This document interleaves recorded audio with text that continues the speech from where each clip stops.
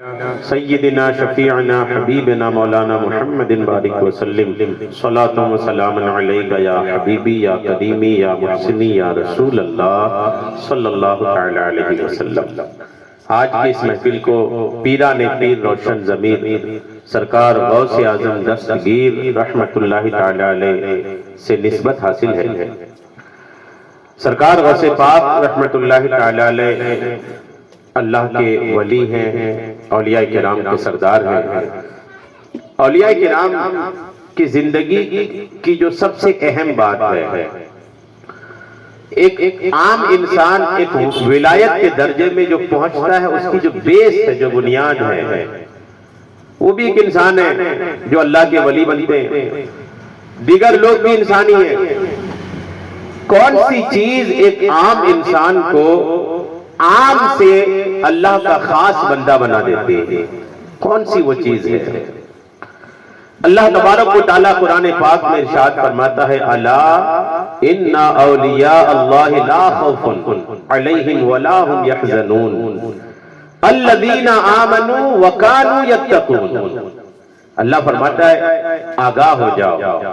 یہ قرآن کی آیت ہے۔ شروع میں اللہ نے فرمایا الا، آگاہ ہو جاؤ، ہوشیار ہو جاؤ، انا، بے شک، اولیاء اللہ، اللہ کے ولیوں کو، لا خوف، کوئی ڈر نہیں ہے، ولا هم يحزنون، انہیں کوئی غم بھی نہیں ہے۔ پہلے تو اولیاء کرام کی تعریف بیان کیا اللہ نے کہ اللہ والے جو ہوتے ہیں انہیں کوئی ڈر نہیں ہے۔ اور ڈر میں اللہ تبارک و تعالیٰ نے کوئی بندش بھی نہیں لگائی کہ دنیا کا ڈر، آخرت کا ڈر۔ ڈر ایک مطلق لفظ۔ اللہ نے فرمایا کہ ڈر نہیں ہے انہیں دنیا اور آخرت کا کوئی خوف نہیں ہے۔ اللہ نے اپنی ولایت دے کر کے، اللہ نے اپنی محبت سے نواز کر کے انہیں بے خوف بنا دیا ہے۔ سبحان اللہ۔ انہیں دنیا اور آخرت کا ڈر جو نہیں ہے نا، اس سے آپ یہ بھی نہ غور کریں کہ اولیاء کرام کی زندگی کو اگر پڑھیں گے تو آپ دیکھیں گے یہ اللہ کے خوف سے ڈرتے، اللہ کے خوف سے روتے ہوئے ان کی زندگیاں گزری ہیں۔ تو اللہ کا خوف اپنی جگہ وہ تو رہے گا ہی، وہ خوف جتنا بڑھے گا ولی اتنا مضبوط ہوگا، لیکن دیگر چیزوں کا ڈر اللہ تبارک و تعالیٰ ان کے سینے میں ڈالتا نہیں ہے، بلکہ دیگر چیزوں سے یہ بے خوف ہوتے ہیں۔ وَلَا هُمْ يَحْزَنُونَ، اللہ فرماتا ہے انہیں غم بھی نہیں ہے، دنیا کا غم نہیں، آخرت کا غم نہیں۔ اللہ تبارک و تعالیٰ انہیں تمام طرح کی غم سے آزاد پیدا فرماتا ہے۔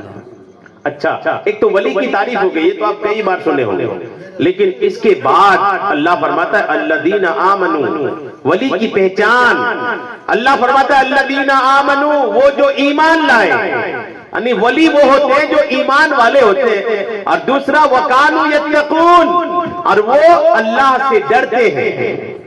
اللہ سے کیا کرتے ہیں؟ ڈرتے ہیں۔ ولی کی بنیاد دو چیزوں پہ ہو گئی۔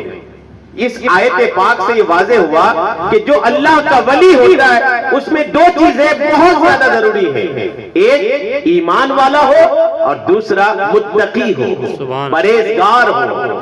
ایمان والے تو بہت ہیں، لیکن سارے ایمان والے اللہ کے ولی نہیں ہیں، سارے ایمان والے اللہ کے قریبی بندہ نہیں ہے۔ ایمان والوں میں چھٹ کر وہ بندے جنہوں نے تقوی حاصل کیا، پرہیزگاری حاصل کی، وہ لوگ اللہ کے ولی ہوتے ہیں اور اللہ کی قربت کی منزل پر الحمدللہ وہ فائز ہوتے ہیں۔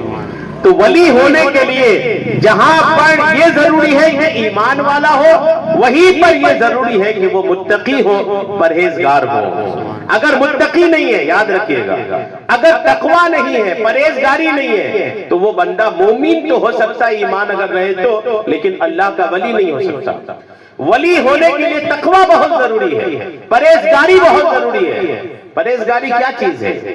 تقوی، وہ تقوی جو ولی کے اندر ہوتا ہے۔ آپ سنیے، ولی جو ہوتا ہے نا، وہ حرام سے تو بچتا ہی ہے، ناجائز چیزوں سے تو بچتا ہی ہے۔ ولی کا تقوی اس لیول کا ہوتا ہے کہ وہ ایسی چیز سے بھی بچتے ہیں جو شبہات کہلاتے ہیں۔ شبہات مطلب ایسی چیزیں جن کے بارے میں کنفرم نہیں ہے کہ یہ حرام ہی ہے، ناجائز ہی ہے، کنفرم نہیں ہے۔ اگر کنفرم نہیں ہے، شبہ ہے، شک میں ہے، تو اللہ کے ولی اس کو بھی چھوڑ دیتے ہیں۔ اس کو کریں کیوں بھائی؟ کہ جس کو کرنے کی وجہ سے ہو سکتا ہے ہم حرام میں مبتلا ہو جائیں، تو ولی اس چیز سے بھی بچتا ہے۔ تو ولی کے لیے متقی ہونا ضروری ہے. ایک آدمی عبادت گزار بن کر کے عابد تو ہو سکتا ہے. ایک آدمی پیدا ہوا، بالغ ہوا، نماز پڑھ رہا ہے، دولت کی اللہ نے، حج کیا، داڑھی رکھی، عبادات کی دنیا میں سارا کچھ کر رہا ہے. یہی صرف تقویٰ کے لیے کافی نہیں ہے. تقویٰ یہ ہے کہ جہاں آدمی اللہ کی عبادت کرے تو وہاں گناہوں سے بھی بچے. جی اگر نیکیاں تو کر رہا ہے، نیکیاں بالکل بے دھڑک کر رہا ہے، بہت ساری نیکیاں کر رہا ہے، لیکن گناہوں سے نہیں بچتا تو وہ متقی نہیں ہے. جی وہ متقی نہیں ہے. نمازی ہو سکتا ہے آدمی، حاجی ہو سکتا ہے، عبادت گزار ہو سکتا ہے، لیکن جب تک گناہوں سے نہیں بچے گا تب تک متقی نہیں ہو سکتا. تقویٰ کے لیے آدمی کو ساری عبادات کے ساتھ گناہوں سے بچا کر کے بھی رکھنا پڑے. کوئی ضروری تھوڑی ہے ہر نمازی گناہوں سے بچتا ہے. مسجد میں دیکھو تو نماز پڑھتے ہیں، باہر دیکھو تو گالیاں بکتے ہیں. مسجد میں دیکھو تو نماز پڑھتے ہیں، سامنے گھر آ کر کے ٹی وی کے اسکرین میں فلمیں دیکھتے ہیں. گھر مسجد میں دیکھو تو نمازیں پڑھ رہے ہیں، گھر کے باہر آئے تو چغلی بھی ہے، غیبت بھی ہے، اور کیا کیا نہیں ہوتا. تو ایسا بندہ جو عبادت بھی کرتا ہے اور گناہوں کی طرف بھی ہے تو متقی نہیں ہے. جی چاہے عبادت کتنی کیوں نہ کر لے وہ متقی نہیں ہے. متقی ہونے کے لیے بندے کو جہاں نیکیاں کرنی ضروری ہے وہیں پر گناہوں سے بچنا بھی ضروری ہے. تو جا کر کے تقویٰ کی منزل پر آدمی فائز ہوتا ہے، اور جب تقویٰ کی منزل پر فائز ہوتا ہے تب جا کر کے اللہ اپنی ولایت عطا فرماتا ہے. اب یہ کب ہوگا؟ غور کیجئے کب ہوگا؟ آدمی متقی کب بنے گا؟ ایک ہوتا ہے آج کے دور کے حساب سے کوئی آدمی پریشان رہتا ہے تو مسجد یاد آ جاتی ہے، کچھ دنوں نماز پڑھا، پریشانی دور ہو گئی، مسجد سے دور ہو جاتا ہے. ایسے لوگ بھی سماج میں، معاشرے میں ملتے ہیں. تو یہ جو عبادات ہے نا، بعض اوقات آدمی معاشرے کے بدنامی سے، معاشرے میں ایک عزت کے لیے، معاشرے میں ایک مقام کے لیے نمازیں پڑھنے لگ گئے، داڑھی رکھ لی یا کوئی بھی ایک بات کر لیا.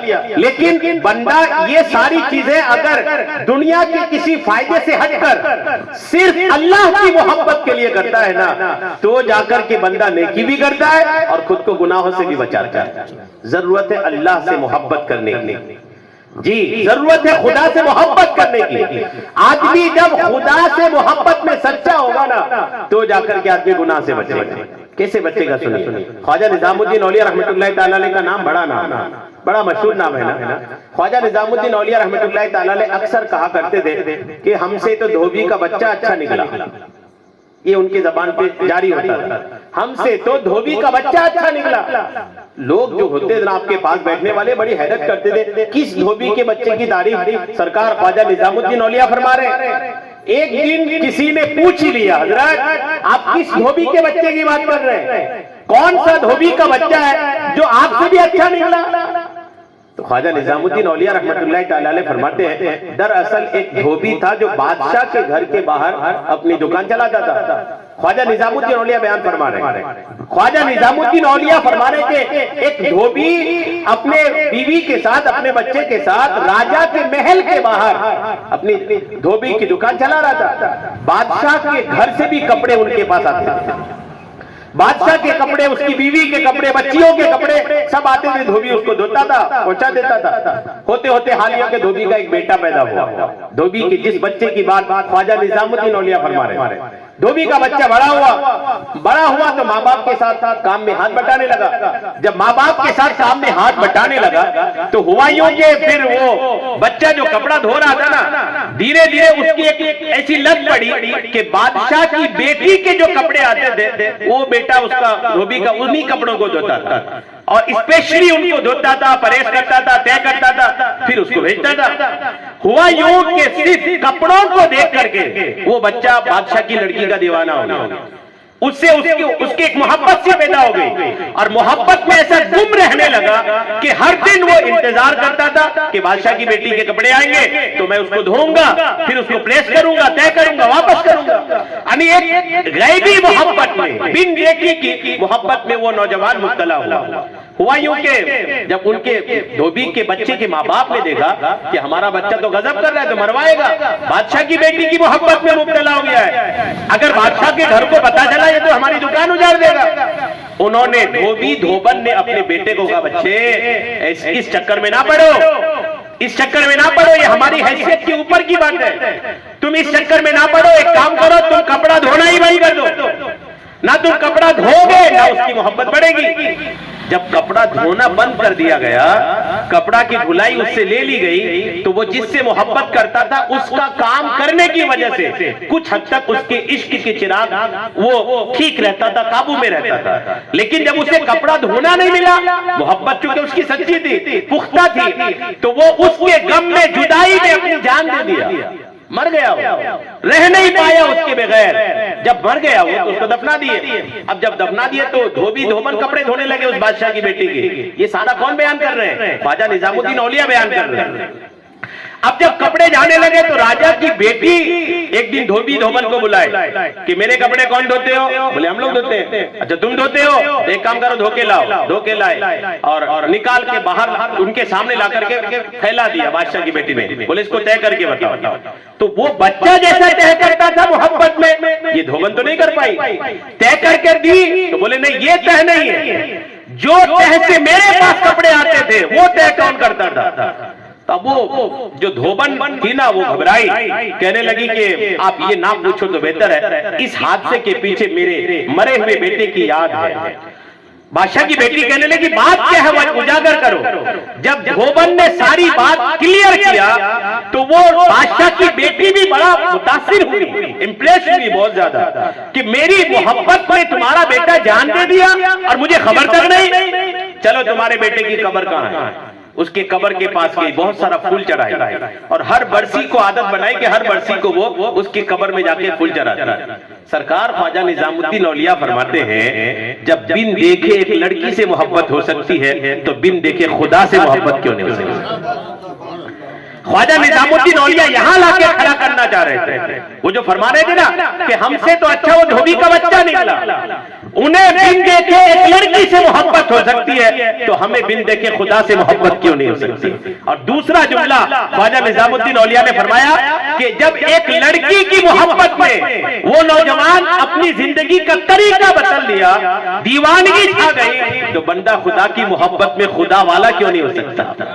خدا کی محبت میں اپنے طور طریقے کیوں نہیں بدل سکتا؟ بے نمازی ہے، خدا کی محبت میں نمازی بن جائے. گنہگار ہے، خدا کی محبت میں نیکوکار ہو جائے. بندہ ادھر ادھر کی حرکت کرتا ہے، خدا کی محبت میں درست ہو جائے. تو یہ محبت کی ضرورت ہے کہ نہیں؟ خواجہ نظام الدین اولیاء فرماتے ہیں جب بن دیکھے کی محبت کی وجہ سے آدمی جان دے سکتا ہے تو بن دیکھے خدا سے محبت کر کے خدا کے لیے وقت کیوں نہیں دے سکتا ہے؟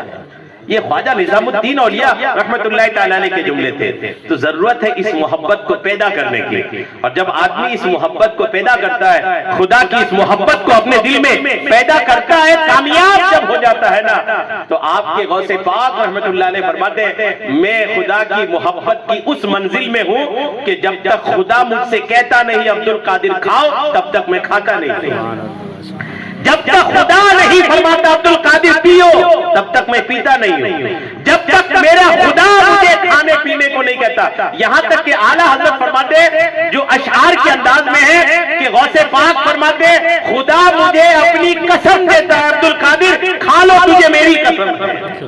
یعنی اللہ تبارک و تعالیٰ اپنی قسمیں دے دے کر کے شیخ عبد القادر جیلانی کو کھلاتا پلاتا ہے. کیسی محبت تھی بتائیے نا. اللہ سے محبت کرنے کی ضرورت ہے. آج ضرورت ہے کہ آدمی اپنے خدا کو سمجھے، اپنے خدا کو محسوس کرے. جو خدا ہر پل آپ کا خیال رکھتا ہے. ہم نے کبھی تنہائی میں بیٹھ کر، اکیلے بیٹھ کر، محفل مجلس میں بیٹھ کر کبھی ہم لوگوں نے غور کیا ہے خدا کو محسوس کرنے کی؟ ہرگز نہیں. پیدا ہو کے بڑھاپے میں آ گئے لیکن کبھی یہ پل نصیب نہیں ہوا کہ کبھی بیٹھ کر یاد کریں میرے خدا کو اور خدا کی نعمتوں کو، اس کے احسانات کو، خدا نے ہمارے لیے کیا کیا. کبھی اس کو بیٹھ کے غور کرنے کی ضرورت ہے کہ نہیں؟ ایک بیٹا جب بڑا ہوتا ہے تو باپ کو کہتا ہے آپ نے ہمارے لیے کیا ہی کیا ہے. باپ سے امید رکھتا ہے. وہی نوجوان یہ بھی تو سوچے کہ خدا نے آپ کو کیا کیا دیا ہے. صحیح سلامت بدن دیا ہے، اللہ نے آپ کو پیدا کیا ہے. اندھے نورے لنگڑے بھی پیدا ہوتے ہیں، آپ کو صحت مند پیدا کیا ہے. چیزوں پہ غور کرے، خدا کو محسوس کرنے کی کوشش کرے. اور جب آدمی خدا کو محسوس کرے گا اور پھر خدا کی محبت کو اپنے دل میں بیدار کرنے کی کوشش کرے گا تو پھر الحمدللہ دنیا سے وہ بے نیاز ہوتا نظر آئے گا. سرکار غوث پاک رحمت اللہ تعالیٰ علیہ فرماتے ہیں کہ ایک دن میں بغداد کی جامع مسجد میں نماز پڑھ رہا تھا دوران نماز میں جب قیام میں تھا کھڑے تھا تو میرے سجدے کے سامنے ایک سانپ نے آ کر کے اپنی کنڈلی کھڑا کر دی. سانپ، رات ہے میں سانپ ہی بول رہا ہوں، وہ اشارہ نہیں بول رہا ہوں. بعض اوقات ہمارے لوگ ڈرتے ہیں رات کو سانپ بولو تو آ جائیں گے. اب رات کو سانپ بولنے سے اگر آ ہی جائے تو سارے لوگ سپیڑے نہ بن جائیں. تو کوئی بولنے سے آ نہیں جاتا، اب بول بھی سکتے، کوئی حرج نہیں، نام ہے وہ. غوث پاک رحمت اللہ تعالیٰ علیہ الحمدللہ فرماتے ہیں کہ میں سجدے میں جاتا اس جگہ ایک اژدہا، ایک سانپ منہ کھول کے بیٹھ گیا. غوث پاک فرماتے ہیں میں رکوع کیا سکون سے، ڈر نہیں لگا. آج مسجد میں چھپکلی گر جائے نا تو بھگدڑ مچ جائے. اگر جمعہ کے دن چھپکلی گر جائے بیچ میں تو شاید بھگدڑ مچ جائے گی، چھپکلی گر گئی، جبکہ اس سے ہونا جانا کچھ نہیں. لیکن لوگ ڈرپوک ہو گئے نا، جب سے مسلمان خدا کے خوف سے اپنے آپ کو دور کر لیا تو ساری چیزوں سے ڈرنے لگا ہے. اور جب خدا سے ڈرنے لگیں گے تو ساری چیزوں کا خوف دور ہو جائے گا. غوث پاک فرماتے میں اطمینان کے ساتھ رکوع کیا. سامنے سانپ منہ کھول کے بیٹھا ہے، اطمینان سے رکوع کیا، کھڑا ہوا اطمینان سے. جب سجدے کے لیے جا رہا تھا اپنے ہاتھ سے اس کو ہٹایا اور سجدے میں چلا. یہ کیا تھا؟ یہ اللہ کی محبت تھی. غوث پاک کے دل میں جو خدا کی محبت ہے نا، وہ محبت کام کر رہی تھی کہ جب میرے دل میں خدا کی محبت ہے اور جس کی محبت میں نماز پڑھ رہا ہوں، بھلا اس کی محبت میں نماز پڑھ رہا ہوں تو یہ کوئی دوسری چیز مجھے کیا نقصان پہنچائے. ہٹا دیے. غوث پاک فرماتے جب میں ہٹا دیا، میں سجدے میں تھا، وہ سانپ میری ایک آستین سے گھس گیا، آستین سے گھسا، میرے بدن میں لپٹا اور پھر میرے گریبان کے سامنے سے نکل گیا. غوث پاک فرماتے وہ اپنا میرے بدن میں گھومتا رہا، میں نماز پڑھتا رہا. محبت دیکھیں جی، یہ صرف ولایت ہی نہیں تھی. آپ یہ نہیں کہیں غوث اعظم ولی تھے، بس صرف ولایت نہیں تھی یہاں پر. جی یہ بات میں آپ کو سمجھا دوں، یہاں صرف ولایت کام نہیں کر رہی تھی، یہاں اللہ کی محبت کام کر رہی تھی. جی یہ میں کیوں کہہ رہا ہوں آپ آگے کلیئر ہو جائے گا. غوث پاک فرماتے وہ میرے بدن میں گھوم کر نکل گیا اور جب میں سلام پھیرا تو غائب تھا، وہ حاضر نہیں تھے. غوث پاک فرماتے دوسرے دن جب میں آیا نماز پڑھنے کے لیے تو ایک عجیب و غریب شکل کا آدمی وہاں بیٹھا تھا اور اس کی آواز بھی عجیب سی تھی. غوث پاک فرماتے اس کی شکل اور ساؤنڈ جو جی آواز کی ان کی، اس کو دیکھ کر میں سمجھ گیا کہ یہ انسان تو نہیں ہے، آدم کا بچہ تو نہیں ہے. غوث اعظم نے فرمایا تم کون ہو؟ انہوں نے کہا میں جنات ہوں. غوث اعظم نے فرمایا کیا کرنے آئے ہو؟ غوث اعظم نے جب پوچھا تو وہ کہنے لگا حضور میں وہی سانپ ہوں جو کل آپ کو ڈرانے کی کوشش کر رہا تھا، میں وہی سانپ ہوں جو آپ کو ڈرانے کی کوشش کر رہا تھا. غوث اعظم نے فرمایا پھر کیا ہوا؟ انہوں نے کہا حضور میں اللہ کے بہت سارے ولیوں کو نماز میں ڈرا چکا ہوں، لیکن آپ کو میں نے دیکھا کہ نماز کے دوران آپ بالکل دل لگی کے ساتھ نماز پڑھ رہے تھے. تو اب آپ کہیے گا کہ صرف ولایت بچا رہی تھی تو دوسرے ولی بھی بچ جاتے. صرف ولایت نہیں بچا رہی تھی، ولایت کے ساتھ اللہ کی محبت میں جو پختگی تھی وہ بچا رہی تھی. جی اب کہیں گے کہ وہ بھی ولی یہ بھی ولی، تو ولیوں کے درجے ہوتے ہیں، بے شمار درجے ہیں اولیاء کرام کے، ہر ولی ایک درجے میں نہیں ہوتا. سرکار غوث اعظم رحمت اللہ تعالیٰ علیہ کی بات یاد آ رہی مجھے عرض کر دو، سارے ولی ایک درجے کے نہیں ہوتے. غوث اعظم کا ایک مرید کسی بزرگ کی بارگاہ میں بیٹھے تھے، کسی بزرگ کی بارگاہ میں، تو اچانک وہ بزرگ کہنے لگے کہ اس وقت روئے زمین میں میرے جیسا کوئی نہیں ہے. تو غوث اعظم کا پیر بیٹھے، غوث اعظم کے مرید بیٹھے تھے، انہوں نے کہا میرا پیر تو میرا پیر ہے. ان سے رہا نہیں گیا نا، میرا پیر تو میرا پیر ہے. تو بزرگ کہنے لگے کون ہے تمہارا پیر؟ بولے میرا پیر شیخ عبد القادر جیلانی ہے جو بغداد میں رہتے ہیں. تو بولے عبد القادر؟ وہ بزرگ کہنے لگے عبد القادر کل ہم اللہ کے قرب کی منزلوں میں تھے، کل ہمارا دورہ اللہ کے قرب کی منزلوں میں تھا، وہاں تو عبد القادر دکھائی نہیں، تم کس کی بات کر رہے ہو؟ اب وہ جو مرید تھا غوث پاک نا، وہ غوث پاک کا وہ بڑا غمگین ہوا کہ یار یہ کیسی بات کر رہے ہیں، میرے پیر کو انہوں نے دیکھا ہی نہیں اللہ کی قربت کی منزلوں میں. بڑا اداس چہرہ لے کر غوث پاک کے پاس گئے. جب غوث پاک رحمت اللہ تعالیٰ علیہ کے پاس گئے تو غوث پاک نے فرمایا کیوں اداس چہرہ ہے؟ انہوں نے کہا حضور وہ ایسا کہہ رہے تھے آپ کو دیکھا ہی نہیں انہوں نے. تو غوث پاک رحمت اللہ تعالیٰ علیہ نے فرمایا ان سے جا کے کہہ دو کہ تم اللہ کے قرب کی جس منزل پر تھے ہم اس سے اوپر والی منزل پہ تھے. جی جو راستہ چل کے جاتا ہے جتنا چلا اتنا دیکھے گا نا، اس سے آگے کے بندے کو کیا دیکھے گا؟ انہوں نے کہا تم نے تو نہیں دیکھا، جا کر ان سے کہہ دینا کہ انہوں نے تو نہیں دیکھا لیکن میں نے ان کو دیکھا ہے. اب غوث اعظم نے ان کی رات کی ساری ایکٹیویٹی، اللہ کے قرب کی منزلوں میں جو کچھ انہوں نے کیا تھا رستے بھر میں، غوث پاک نے سب بتایا کہ جا کے کہہ دو کہ تم نے رات کو یہ کیا تھا، اور اگر وہ اس سے اوپر آ سکتا تھا لیکن آیا نہیں، سنو میں اس کے آگے تھا، اور جا کر کے کہہ دو کہ اگر اس سے آگے پہنچنا ہے تو سرکار غوث اعظم کی عقیدت کو اپنے دل میں جگہ دے گا۔ غور کیجئے، تو اللہ والوں کی منزلیں ہوتی ہیں، اللہ والے کی ایک قربت کی منزلیں ہوتی ہیں، سارے منزلوں میں سارے کے سارے اولیاء ایک جگہ میں نہیں ہیں، سب کے اپنے اپنے درجے ہوتے ہیں، تو ویسے ہی ولایت میں بھی درجے ہیں، بہت سارے ولیوں کو ڈرا چکے، لیکن سرکار غوث اعظم تو غوث اعظم ہے۔ بس ایک بات عرض کر دیتا ہوں، وقت بہت ہو گیا ہے، سنتے رہتے ہیں آپ، اللہ کرم فرمائے۔ سرکار غوث پاک کا جو اخلاق تھا نا، آج اس کو بہت زیادہ لینے کی ضرورت ہے۔ سرکار غوث پاک نے 4 شادیاں کی تھی، کسی نے پوچھا غوث پاک سے آپ نے بھی شادی کری؟ بعض اوقات لوگ سمجھتے ہیں نا کہ ایک جو طبقہ ہے علماء کا، بزرگوں کا، لوگ سمجھتے ہیں کہ بہت سارا کام ایسا سمجھتے ہیں کہ ان کو نہیں کرنا چاہیے، جبکہ ایسا کچھ نہیں، اچھا کام ہو اور اگر مناسب کام ہو تو کوئی بھی کر سکتا ہے۔ تو وہ کسی نے پوچھ لیا غوث پاک سے آپ نے شادی کی ہے؟ تو انہوں نے کہا میں تو چاہتا تھا کہ نہیں کرتا، لیکن میرے آقا نے مجھے خواب میں ارشاد فرمایا عبد القادر شادی کری۔ کیوں شادی کرو؟ اس لیے کہ جب تک شادی تم کرو گے نہیں تو شادی کے بعد کی جو سنتیں ہیں وہ تم سے ادا کیسے ہوگی؟ شادی کے بعد گھر کے کام، بیوی بچوں کے پالن پوشن، یہ بھی تو آقا کی سنت ہے۔ غوث پاک فرماتے جب میرے نبی نے مجھ سے فرمایا تو میں نے شادی کی، اور جب شادی کی تو 4 شادیاں کی۔ اور غوث پاک فرماتے ہیں میں اپنے گھر کی جو گرہستی کے سامان ہیں، سبزیاں وغیرہ خریدنے کے لیے خود بازار جاتا تھا۔ غوث پاک خود بازار جاتا تھا، خود لے کے آتا تھا، اور فرماتے میرے گھر میں جب میری بیویوں میں سے کسی کی طبیعت خراب ہو جاتی تھی تو گھر کا کام بھی میں خود کیا کرتا تھا۔ یہ غوث پاک فرما رہے ہیں، اور یہ سب آقا کی زندگی میں بھی تھا۔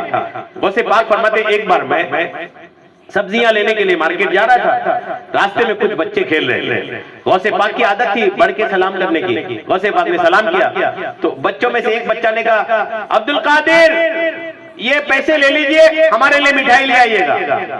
غوث اعظم مسکرا کے فرماتے لائی۔ تھوڑا آگے بڑھے، دوسرا بچہ بولا ہمارے لیے بھی، آپ نے اس سے بھی پیسے لیا، آگے بڑھے۔ کتابوں میں لکھا 4-5 بچوں نے غوث پاک کو پیسے تھما دیے، بازار جا ہی رہے تو ہمارے لیے بھی لائیے گا۔ غوث پاک مسکرا کر کے سب کے لے لیے، جی مسکرا کر سب کی لے لیے۔ یہ پہلے ہوتا تھا کہ محلے میں کوئی اگر پڑوس کے بچوں کو کہتا تھا کہ بیٹا جانا سبزی لے کے آنے دینا، تو لوگ پہلے کے بچے لا دیتے تھے۔ آج کا بچہ تو اپنی ماں کی بات نہ سنتا، پڑوس کی بات کیا سنے گا؟ کیونکہ اخلاق اتنے برے ہو گئے بچوں کے۔ یہ جو نئی جنریشن اٹھ رہی ہے نا، یہ تو بڑوں کا ادب نکلتے جا رہا ہے ان کے سینوں سے، ہرگز نہیں۔ اگر محلے کا کوئی بڑا ہو، بستی کا کوئی بڑا ہو، اگر آپ سے کچھ کہہ رہا ہے تو آپ کو ماننی چاہیے۔ کسی کے گھر کی کوئی ایک بار سبزی لا دینے سے چھوٹا نہیں ہو جاتا، بلکہ ان کا وقار اور بڑھ جاتا ہے۔ کسی کے گھر کا چھوٹا موٹا کام اگر کبھی کر دیا تو آدمی چھوٹا نہیں ہوتا۔ سرکار غوث پاک رحمت اللہ علیہ ہیں، بچوں نے کہا آپ ہمارے لے آئیے، غوث پاک نے منع نہیں کیا، مسکرا کر سب کے لیے لیا۔ اور جب بازار گئے تو سب کے لیے مٹھائی بھی لیے، اور سب کی مٹھائیاں لے کر کے جب واپس آئے تو سب کو دیتے دیتے مسکرا کر کے اپنے گھر تشریف لے گئے۔ کیسے پیر تھے میرے غوث پاک رحمت اللہ تعالی، اتنی محبت یہاں تھی، لیکن آپ کا روب کتنا تھا، دبدبا کتنا تھا، اخلاق بھی تھا تو دبدبا بھی تھا۔ جہاں دبدبے کی ضرورت ہے وہاں دبدبا تھا، جہاں اخلاق کی ضرورت تھی وہاں اخلاق تھا۔ اللہ کرم کرے ہمارے سینوں میں، ہمارے کردار میں، اعمال میں سرکار غوث پاک کا کردار تشریف لائے۔ اللہ تبارک تعالی ہم سب کو سننے سے کہیں زیادہ